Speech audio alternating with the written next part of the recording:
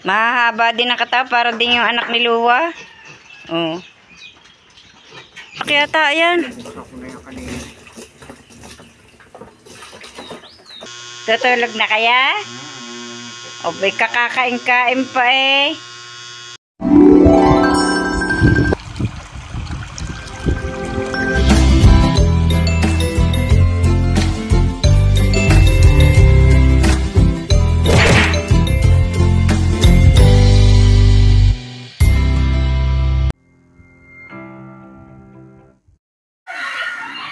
Good morning mga kabra sa panibagong araw at panibagong vlog. Ngayon po ay idadating na yung binibiling biik. At ako nga ay tataas ngayon. Magdadala ako ng sako para ilagay na sa sako laang yung wate, kibati na laang. Kaya ako ay tataas na. Dumating na po yung mga biik na binili po ni Ma'am Dani. Yung pong bagong nagpaalaga po sa amin ng baboy. Ito na po, Ma'am Dani, yung biik nyo. Ang gaganda po. Ngab-ngab ay nilo. Nangangain ng ice candy ang mga biik. Nagpapangagaw po sa yelo. Nawala na rin yung naririnig. Oh. Nga. Nadulog na. Yun nga. Kinakain ng yelo. O siguro ang biik.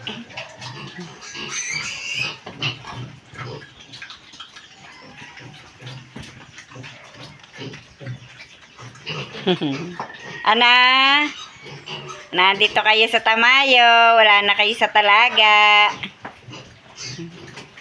Ay maigpit kayo. Kakakain-kain pa. Nahingi na uli ng pakain. Ang biik ni Luwa.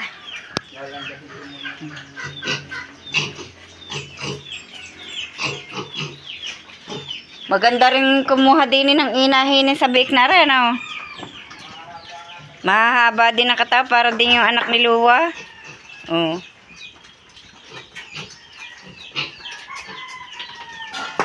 Ang kulay itim ikwan, babae. Parehas babae. Halos ilan ang babae din eh.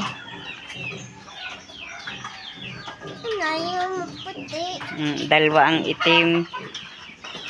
Anla, nagpapangagaw sa yelo ning. Yakad.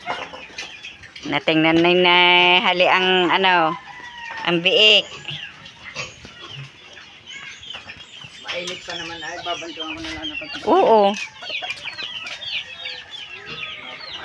Hi Rabbit. Good morning.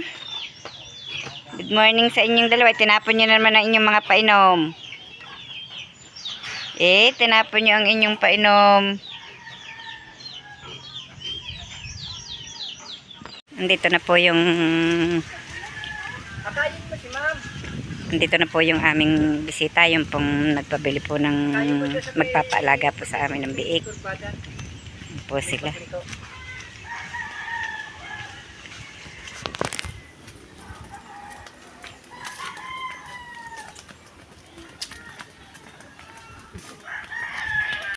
Ito nga po pala yung dala po ni Ma'am Dani. Yan yung po mga laruan yan. Ay, ano nga ang tawag din ni Camille? At ito pa po, oh, binigay po sa kay Hali. Ang dami po nilang dala. Doma? Ano nga ang pangalan nito? Ang ginawa ko naman po, Si Jason. hinati ko po kay Kinsley at kay Hali. Hindi. At, May tawag dito eh. Para po hindi sila magpangagaw. Maraming salamat po kay Ma'am Dani sa kanilang pasalubong. Ang mga laruan. Exo, soso. Kami po ay pupunta ni Tatay Roman sa Kubo at patutukain po namin ang mga manok doon. At ipinagbilin po ni Kautol. Yan, ang daming baboy. Pinakakain na po ng may kanya.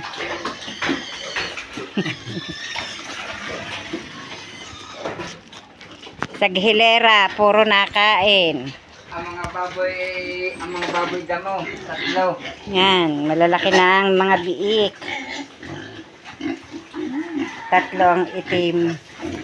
May pula, may puti. Aribay, ano, isang inahinaray? Isang inahinaray? Inahay? Tatlong klase ang kulay eh. Ay, wala na akong dala. Dito po kami ulit dadaan sa may mga piggery. Yan, malaki. Yeah. Nag-aahon na naman. Wow, daming guyam.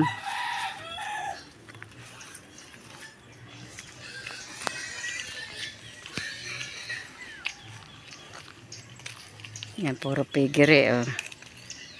Kita niyo po yan. Ang hahaba ng bunga ng papayang yun.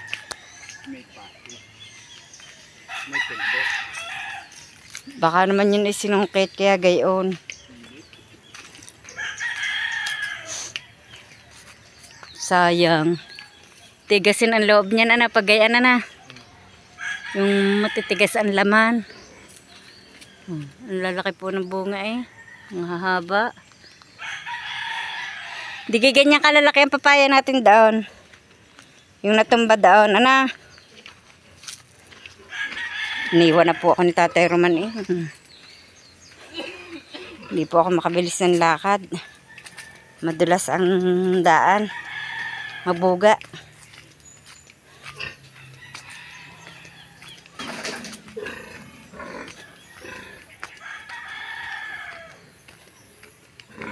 Marami pa bang patuka diyan?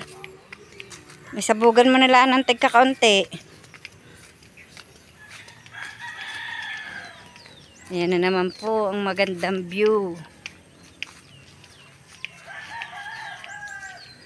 Natutuyo na ang puno ng kamatsili.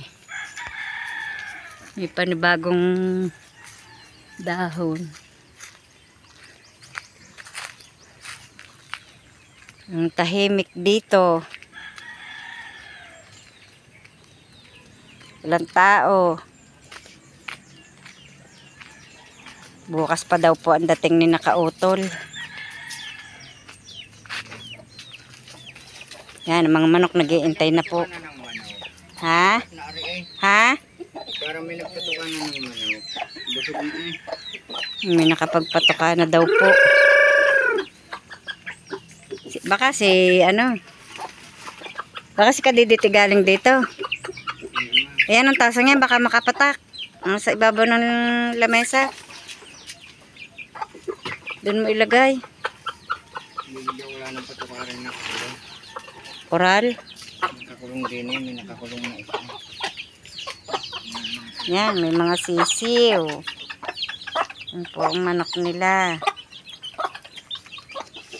Ilan ang sisiw? 8? Nasaan ba ang kulungan? Ay, nariyan ba? Narito po kami sa kubo. Nagpapatuka ng manok. Ano yung tandang? Nawala na yung ibinigay ditong manok ni Makoy, ana. Sayang. Ano kaya yung nasa sakong yun? Bote naman tika. Ang ganda tignan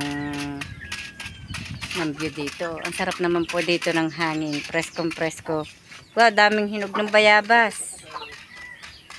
Hindi mapapanguha at ang mataas-taas din naman po. Pero ang tamis po ng bunga ng bayabas na iyan. Nagdidilig pa po si Tatay Roman ng ng halaman at natuyo na. Sobra pong init dito.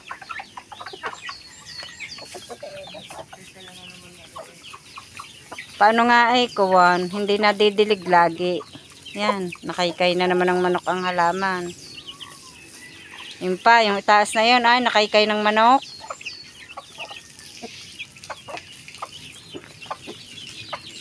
Pati rin pakpaklawin, yung diligin. Nabunot yata ang hose.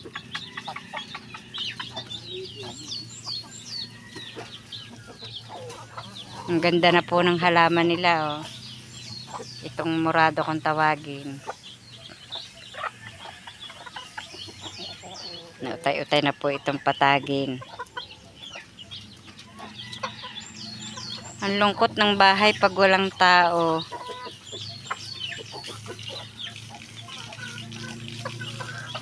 Buti nila may panara na yung pinto nila.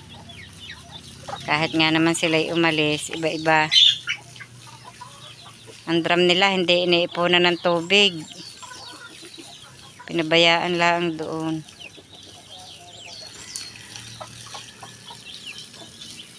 Kaya pag nawawala ng tubig sila'y walang magamit. Ano? Eh bukas brown out. Uuwi ang mga iyon. Wala silang ipon tubig yata.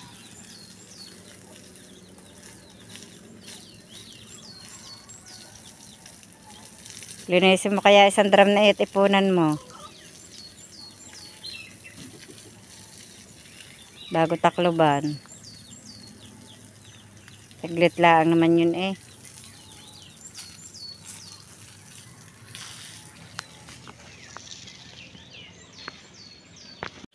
Pupunta po tayo dito sa baba.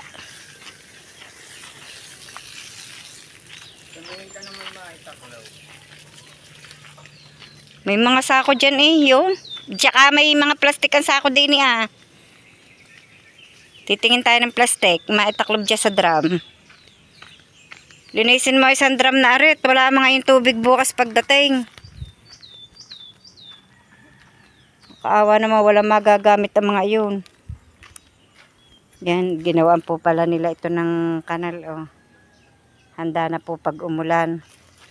Kaya po nilagyan ng kanal eh, para po hindi din makadaan ang tubig. At pag din nga naman dumaan, baka guho pa itong kanilang pinatag na ito. Sayang din ang... Aba, may bata din eh. May bata din eh. Siya kasama mo dyan. Tito, Jason?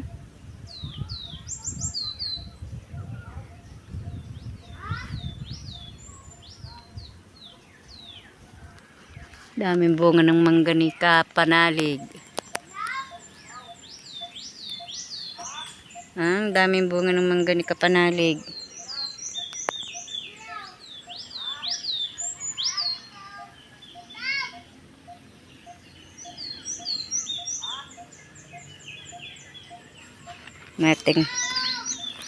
Tingnan pala ang ano din ni Ma'am Sanggumay.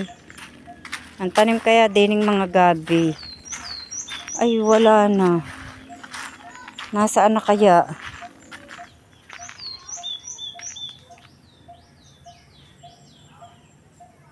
Wala na. Ang dami ng tuyo ng bunga ng niyog ni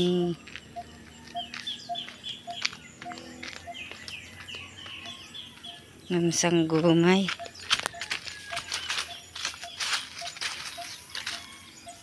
Bakit kaya? Ay sobra. Nangatutuyo pong ang mga dahon ng niyog ni Ma'am Sanggumay. Oh. Bakit kaya? Bakit kaya gayon? Sobrang init kaya. Wala naman nagsisilab din ng ano eh. Oh. Tsaka hindi naman ito maaano kung may nagsilab din eh. Mas maganda nga yun. Naaalis yung mga kulisap. Ang dami ng laglag na palapa. Gawaing walis.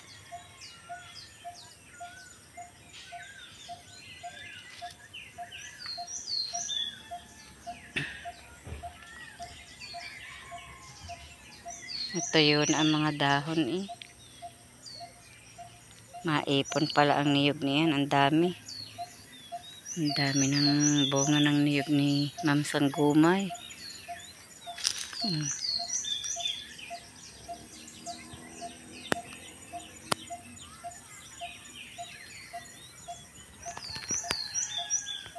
Nililinis po ni Tatay Roman ang drum ni nakautol at mag-iipon po siya ng tubig at bukas po brown out.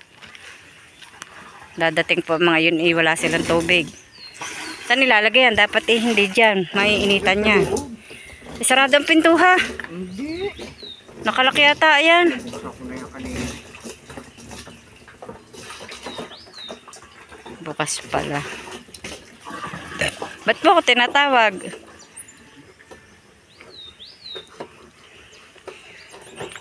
Malinis ka ang drum na aray. Hindi. Kaya mo may istak diyan pandilig nila. Oh. Tagayin brown at bukas. Nilalagyan po ni Tatay Roman ng tubig ang mga drum. Yan panggamit nila ng pagluluto.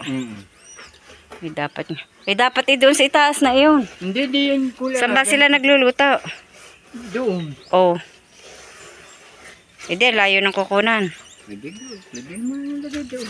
Kaya nga, dapat doon. Di hihilahin ang drum aring kuan, hose. Bukas po'y brown out. Mawawalan din po ng tubig. Linisin mo ng ayos yung loob.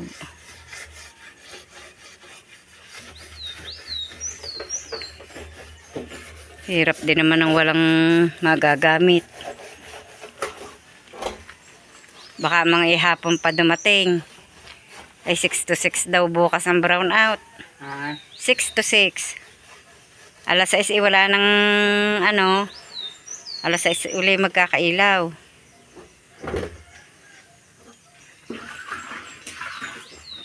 May jug ba ang mga yan dyan? May tubig kaya ang jug ng mga iyon? Malagyan din.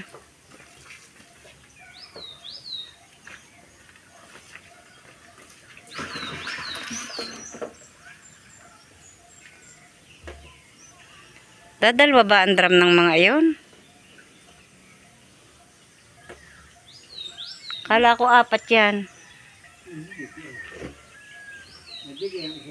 Ay, ang isa nasa atin. Ginagamit daw sa baboy niya. Ay, ang isa.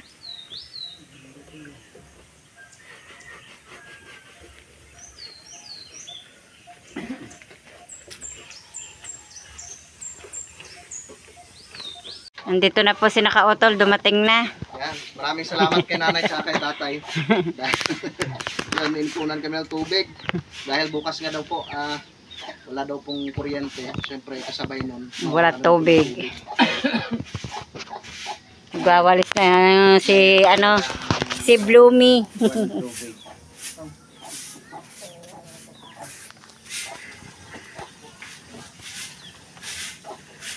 Banas. Ay makukunan na ng Marami na. inumin at saka ng Panluto. Nilagay mo na ganjag na iyon. may laman. Paano tay? Paano naman po kayo bukas? Baka dito na naman po. Hindi pa Hindi pa sure. Eh, syempre, mga tatagay-tagay. Hindi alam kung Magtatagay-tagay yung kasama niya. Hindi, mga puyat. mga puyat altaris pa. Laki ng manok na rin Gabay lang din eh. Ang laki ng manok. Aring sisiw na rin pa sisiw na dito. Nay. Huwag kayo dyan sunod ng nay. Lahin yan. Hihingi ako na isang babae. At nakarating na kami ngayon ni Nanay Lo dito sa bahay na galing Kubo. At dumating na nga si Nakautol. At ngayon po naman ay si Camille ay bumili ng pang-ulam. At para kami makakain na ng hapunan at lulutuin na nga po ni Camille. At nandiyan po si Hale. Hi po! At nandun po si Nanay Los at si Robilin na mamahinga. pagkaluto po ni Camille ng ulam na binili sa taas, kami kakain na ng hapunan. At nakaluto na po si Camille ng pang-ulam. At Kanin po. yan, kumain na. Yung si Nanay Lo. Kain po kayo. Ulam po ay gulay na manggo, tsaka po tuyo. At hotdog na sunog. Tapos hotdog ay bagyan na po niluto ni kami. Kami po yung magkakahiwalay ng kinakainan, mga kabrasap. Hotdog na hindi pa luto. Ayan, ang sarap na yung kinakain ni Nanay Los. Kain po. Magkaulam po naman ang Tuyo at manggo. gulay na munggo na may lahok na bihon, tapos pritong tuyo. Ayan o, si Camille hindi ho makakain, mga kabrasap.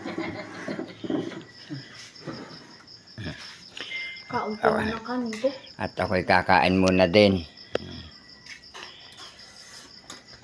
Ang kinakain ko po sa tuyo ay ulo. At hindi ko na po manguya ang katawan at matigas. Aapat na pong ngipin ang aking ininguya. Dami, aapat na po eh. Aapat na piraso. Daming ngipin ah. Ayan, umayaw na po si Nanay Los. Tumay. O kukuha pa ng kanin. Bubulos pa yata si Nanay Los. Halag na kain dyan. Sanay na po ako na pagkakatapos ko pong kumain ng pusa, binibigyan ko ng kanin. Ayun. Si Hali po nakain, naruro naman sa upuan, nakaluhod. May kanin ka ba? Ayan.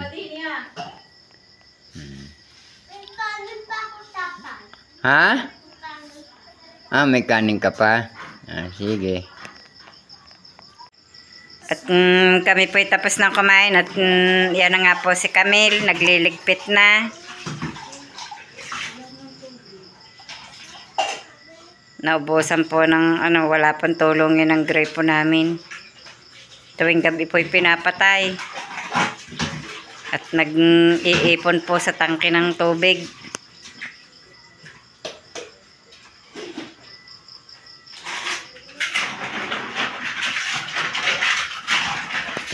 Saan na kaya ang aming mga kasama din eh. Yan po si Robile, nakahiga na. Si Tatay Roman at si Bebe Hali, nakahiga na din. Tutulog na kaya? O may kakakain-kain pa eh. Bukas pa po ang bintana ay gabi na at sa sobra pong init. Mabanas.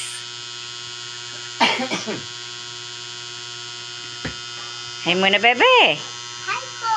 Good evening po. Good morning. Good evening.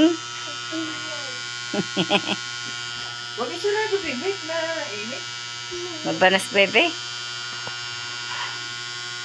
May electric pa na po. Mabanas pa rin.